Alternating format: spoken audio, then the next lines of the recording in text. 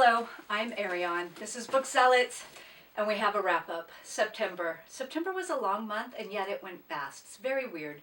I have 9 books that I've read, approximately 2,530 books. Excuse me. And I don't have my water. Okay, anyway. One classic. One classic. I think I've read it before. 5 nonfiction, 1 fiction, 2 faith books. I brought 2 books in. I don't remember what they are. Oh, yes, I do. I have a buddy read in November. Okay, I'll talk about that later. And 4 books out, approximately 4 books out, because I might have a little bit more than that. Anyway, I finally got to a book that I have had for ages. I finally read this. On Her Own Ground, The Life and Times of Madam C.J. Walker by Alelia, and I'm sorry if I'm mispronouncing that, Alelia Bundles.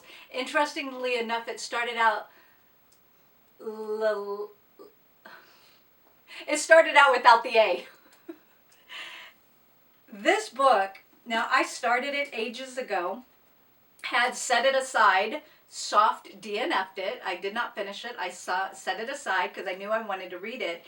And I found it very interesting, the things that she went through, Madam C.J. Walker. And as the story progresses, it is more about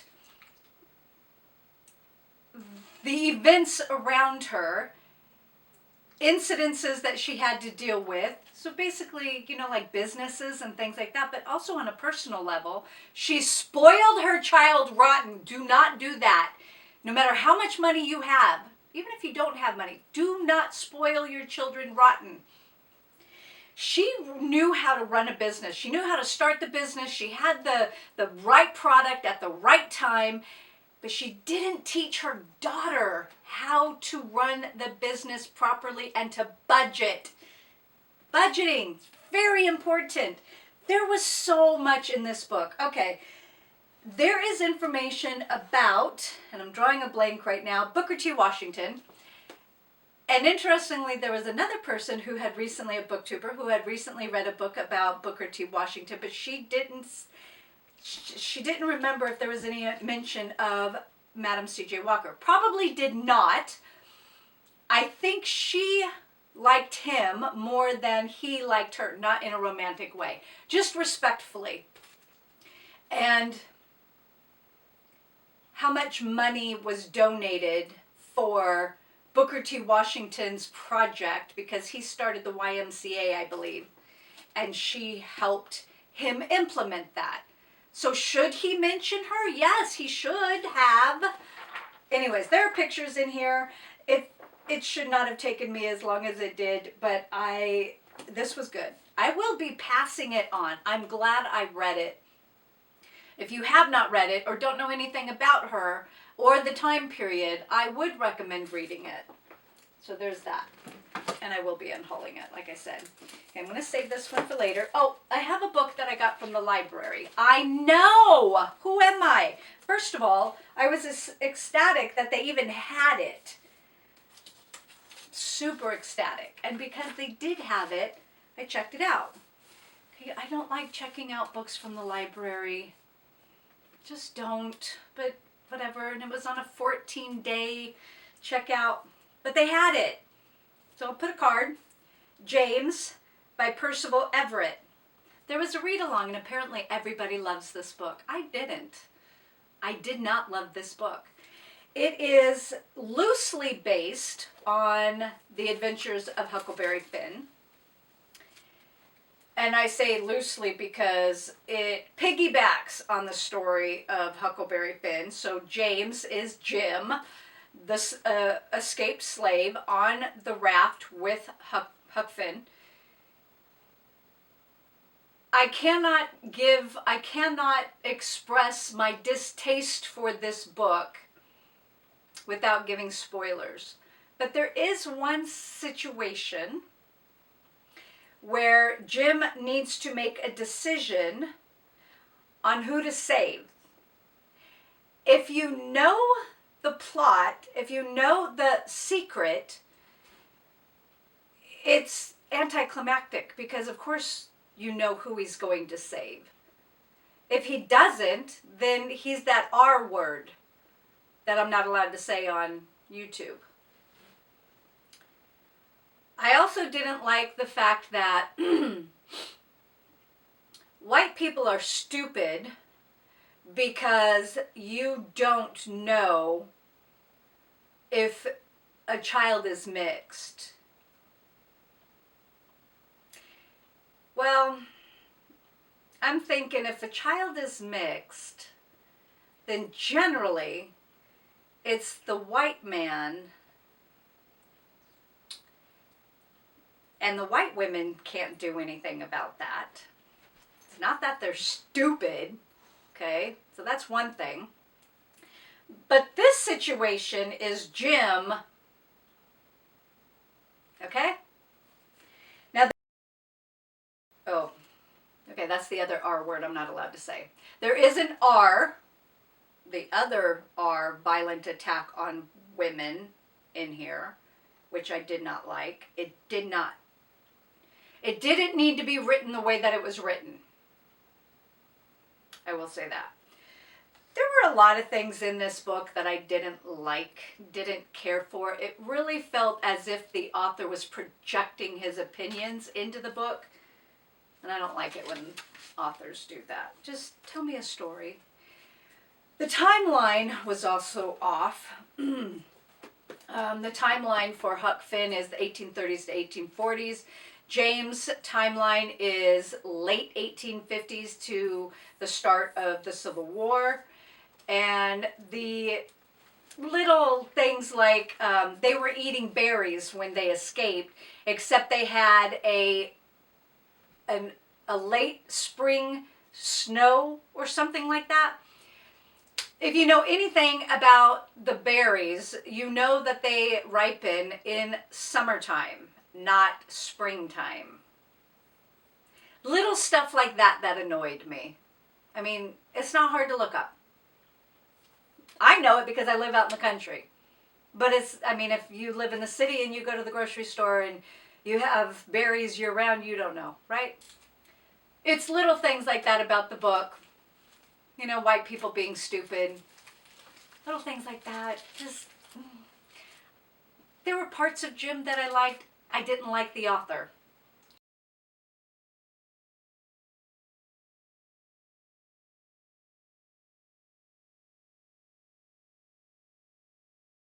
Okay. My next book, The Prince by Niccolo Machiavelli. And I wanted to read this because there was another book that I read that mentioned him, Defenders of the Faith. I don't understand why people have a problem with this. In Defenders of the Faith, he is I'm forgetting the word. He's a consultant. Let's just say that. He's a consultant, and so he tries to help people. Now, I do believe that he didn't like a certain group of people who had way too much power. And then when the De Medicis came into power, so it wasn't them, but when they came into power, and one of the princes became a pope as well, he exiled Machiavelli. There were, I don't know if you can see how much green there is.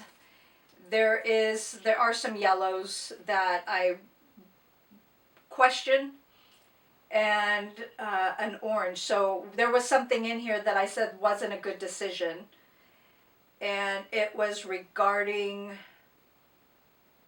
enlisting foreigners. Conflict of interest. You don't do that. It was good. I will keep it. I think I'll ask Prometheus to read it. It kind of felt not like he was being a sycophant to the new pope, but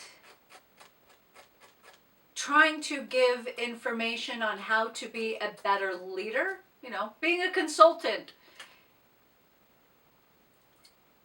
I I don't know what the problem is that everybody else seems to have a problem with. So if you didn't like this book, leave a comment down below and let me know why you had a problem with this. I liked Art of War better than this. So there you go. It was okay. Alrighty. A Black Woman's Civil War Memoirs by Susie King Taylor. I wanted to read this to piggyback off of James. And, James. This isn't really about Susie. Okay?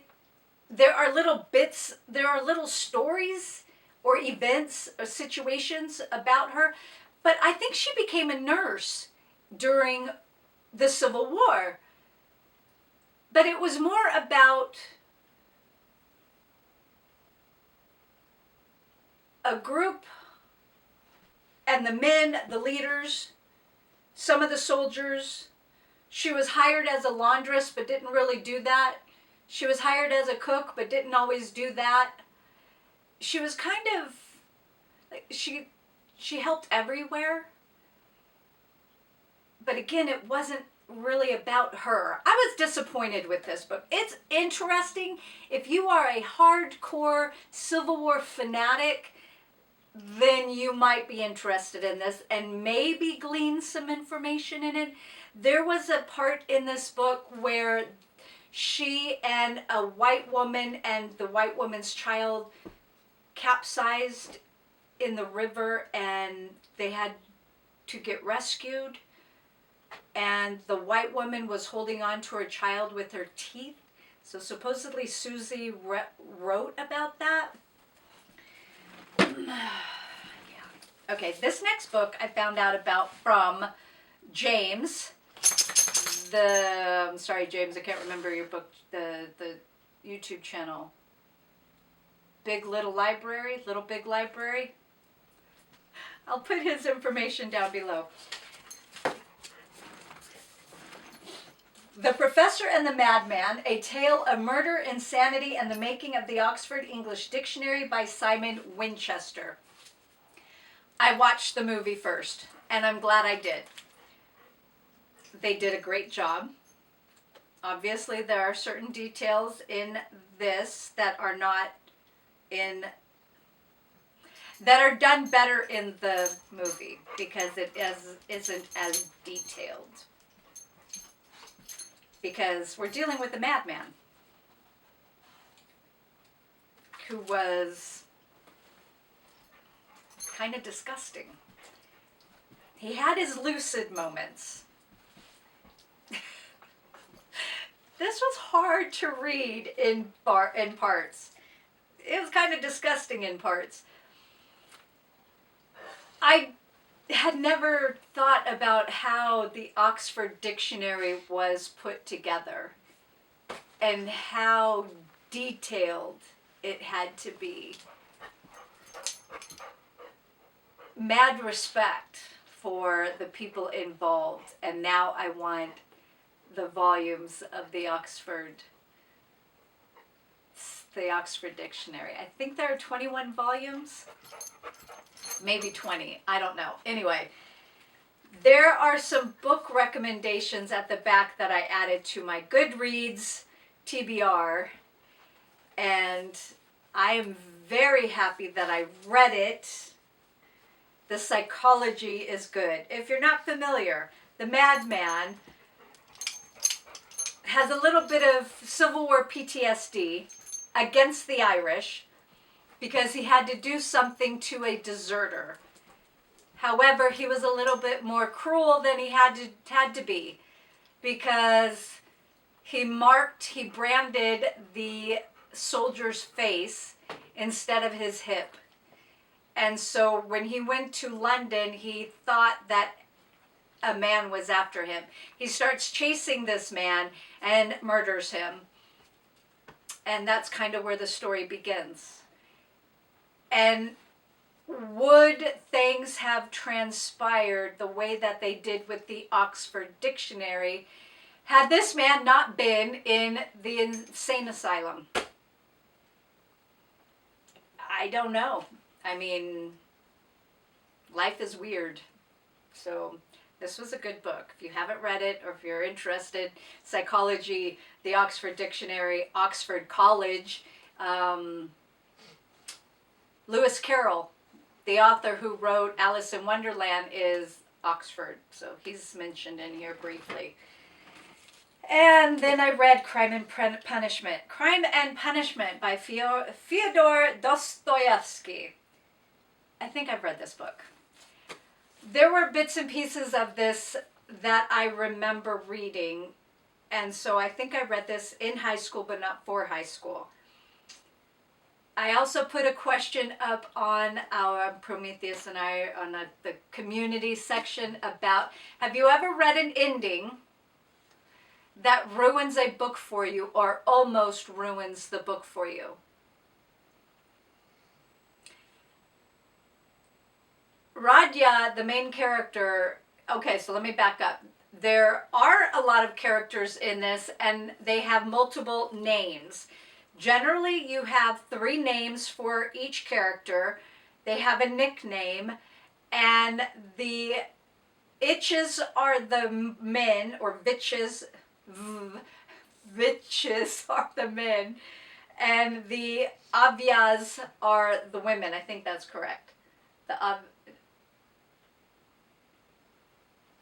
I don't know. I don't have my notes. Anyway, the Innovs also. Okay, so let me back up. Radya does something he shouldn't have. He loses his mind a little bit, does something. It's foreshadowed in the first chapter. It's not brain surgery. You know right away what's going to happen. But how does he deal with that? How does he get caught, or does he get caught? Who finds out? Who doesn't know? What it is fascinating, but the ending is very anticlimactic in my opinion. I did not like the ending, and if I read this in high school like I think I did, I think, okay, that's why I don't remember this book, because I didn't like the ending. And then I found out from the person I'm supposed to buddy read in November that Brothers Karamazov is kind of the same way. And now I'm thinking I'm going to go into that book with a little bit of trepidation, because if the ending is just as flat. Did Dostoevsky just not know how to end the book? I don't understand. Did he not know what to do with his characters? Or was that, I don't know. I'm disappointed though, because the rest of the book, it's a psychological thriller. I like those.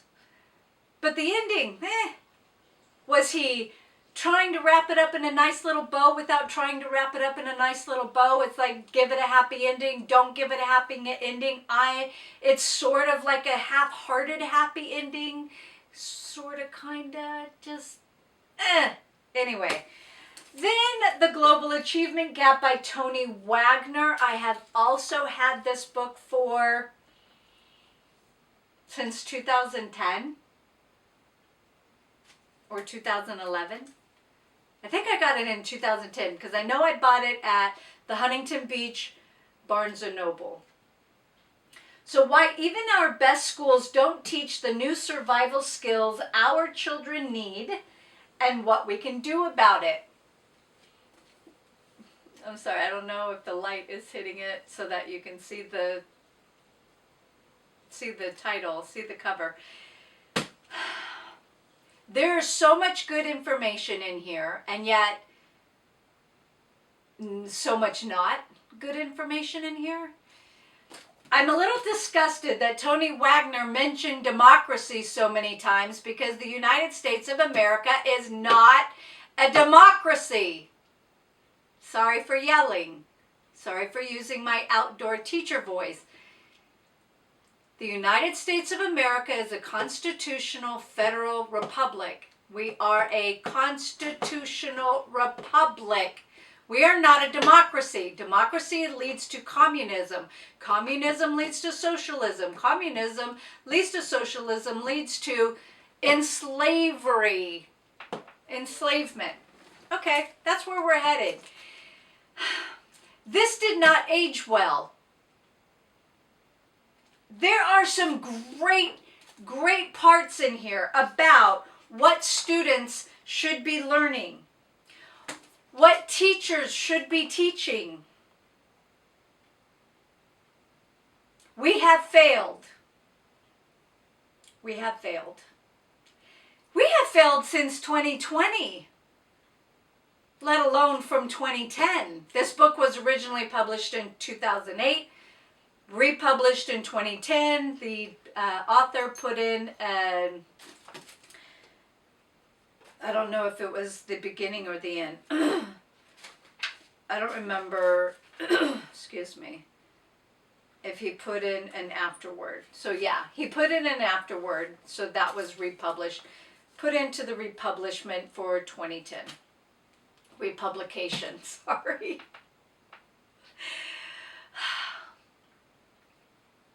We are failing our students, and by failing our students, we are failing our future, which is why we are in the situation we are in now.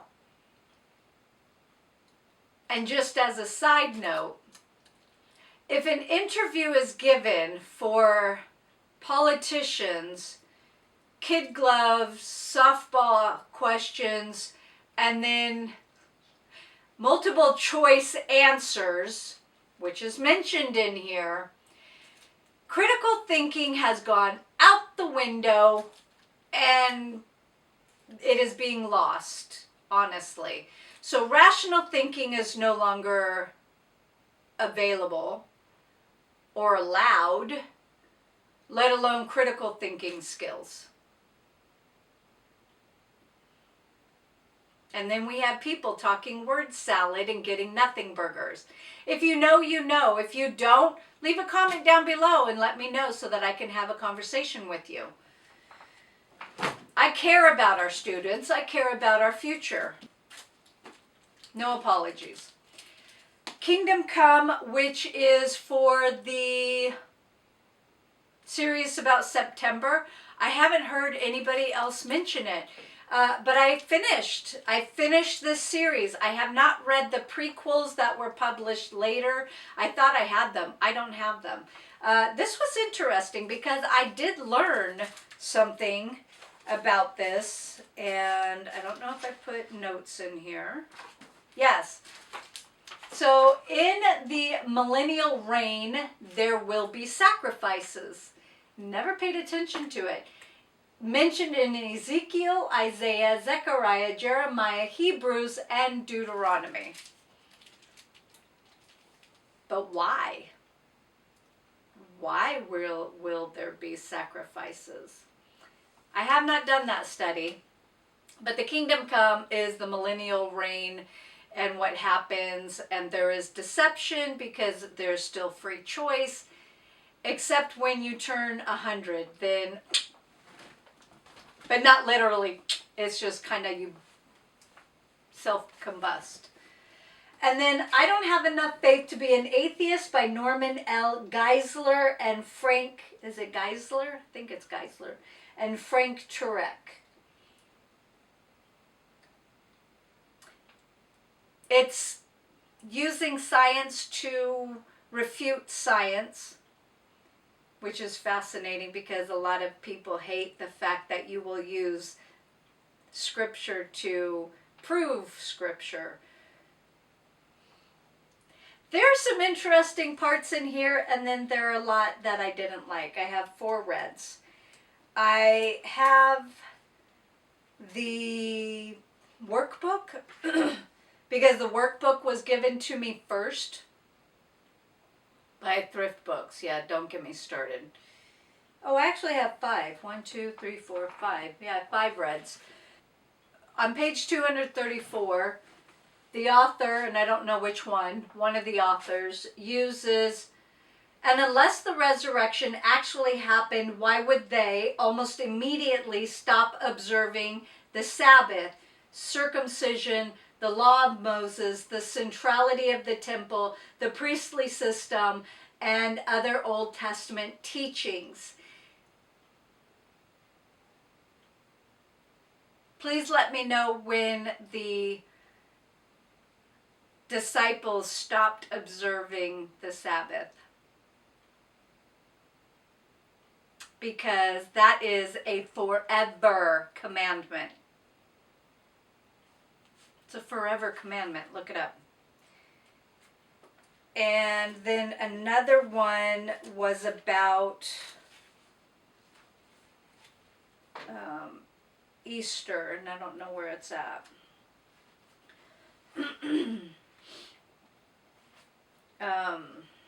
So a lot of people have problems with this. So and then Saturday and Sunday. Anyways, the church changed the Sabbath to Sunday. Apparently these authors don't know that. And it mentions the resurrection being on Easter, not the Passover. And Jesus's life and death and resurrection. Jesus's life revolves around his birth, his life, everything that is done, the Last Supper, the death, burial, resurrection, all are involved in Jewish holidays and celebrations. I think it's interesting that one of the authors put Easter instead of the Passover, because that's not true. If in the Bible Easter is supposed to read Passover, then why don't you say Passover? If you think it's Easter, we have a whole other conversation. I know I'm going to get a lot of hate for that. I've already tried having this conversation with people. You either want to know or you don't. And cognitive dissonance is not my problem. I want to know the truth. If Easter in the Bible is a mistake and it's supposed to be Passover, why do you say Easter? I'm passionate. I'm sorry. I'm using my outdoor voice again. That should be a total of 9 books. It was a great month. I learned so much this year. I have learned so much this month. And I have, trying to get back to my notes, I've read a lot that wasn't on my TBR. However, I had three goals that I did not get to. I didn't read anything for Historathon. I did not read the Dickens read-along. And I did not read The Great Bridge. I didn't start it this month because we get 2 months to read it, so I'm going to read it in October. I did read 2 books that were on my... I did read 2 books that were on my TBR. But I read a lot of books that I've had for a long time that I hadn't read, that I needed to get read to unhaul. I think it was a productive month. Anyway, what did you think about the books that I mentioned? Do you hate me now? Sorry. Not sorry. Read the Bible. You know, I've been willing to have Bible studies with people, but then they want to bring outside sources, and that's why people are confused. Compare scripture to scripture. But I got 9 books read, and I am quite satisfied with the books that I got read. Anyways, leave a comment down below. Let me know what your thoughts are, what you think of any of these books if you've already read them in the past, and what did you read in September? And now I need to go prepare for October, because Victober, what's it called? Victober. We have October, Victober, and lots of that. And I have thoughts about Victober, but that's another video. Anyway, hope you have a great month. Talk to you in the comments section. Bye. Hi, Prometheus here. Small little addendum. Arion mentioned communism, then socialism. Quick note, it appears that it is a reversed socialism than to communism. And in regards to the current state, we are approaching neither of them because we are not approaching the pure Marxist goal of a democracy voting system, because people actually need to be informed to vote in a democracy, which people are barely informed enough to make a decision what they want for breakfast, let alone economic policy. Is like, ask a millennial today about what their opinion is on the operating principles of a steel mill, and they'll have no idea what the heck you're talking about, and they'll wonder what a steel mill is. Regardless, we are approaching something closer to Chinese communism, which is an offshoot of Leninist Marxism, in which there is usually a dictatorial state leader with a bureaucratic apparatus that facilitates their will and guides the economy, usually through physical force or sometimes economic policy.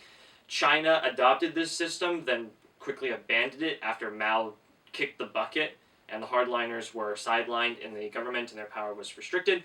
This allowed China operations in the free market, granted still within economic zones, but this is generally the time period in which the economy of China actually started to improve, and these people stopped dying by the hundreds of thousands, and the Chinese government could actually start recording it again, because apparently that was a thing. It was also about the time that food was also more commonly available.